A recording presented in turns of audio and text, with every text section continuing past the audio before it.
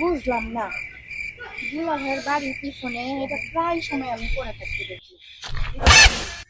আমার মনে হয় দুলা ভাই এই দেখে মোটা। আমার যে বডি, কেউ কি আমার এই দেখে পছন্দ করবে?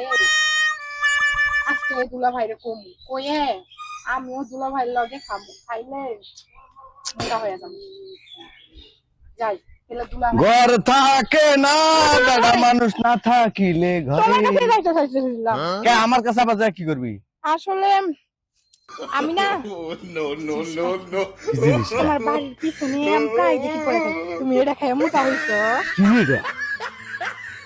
এই যে দেখো, এটা ও কি? হ্যাঁ, এটা কি তো তুমি আমার দিকে হেলাধুলা করতেছো কে? দেখতাছি? এনে প্রজাপতি দেখতাছি।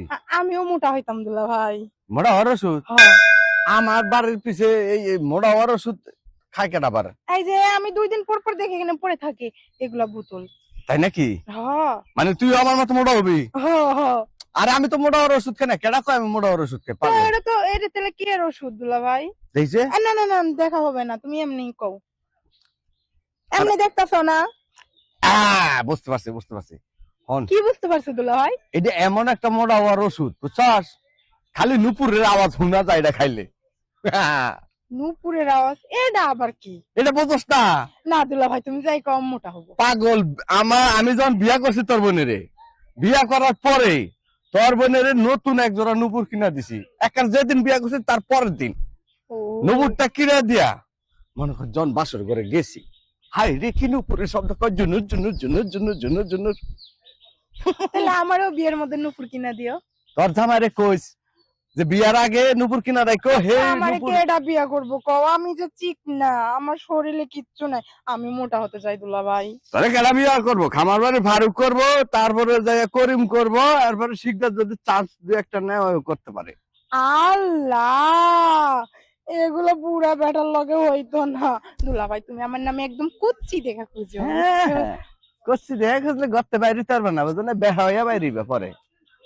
ওহ, দুলা ভাই, তুমি আমার মনের ব্যথাটা বুঝলা না, শুধু নামেই শালি বানাইছো, কামে আর হইলা না, আরে বুঝছো? পাগল, তোমার যে আর কবে বুঝতা হইবে তোমার, বলো? তোরে যে নুপুর কিনা দিমু, তোর নুপুর পরার অন্য বয়স হয় নাই।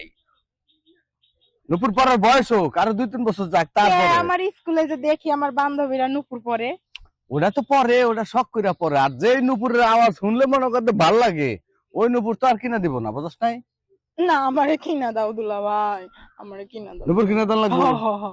এই জিনিস এই জিনিস খাইলে কিন্তু নুপুরের আওয়াজ বেশি হইব পরে। আমি এটা খামু, খাইলে মোটা হবো না? পরে আওয়াজ শুনতে পারবি, মোটা মোটা হবি, আওয়াজ হবে। নুপুরের আওয়াজ তো শুনতে পারবো। বাহ শালি আবার বড় হয়েছে।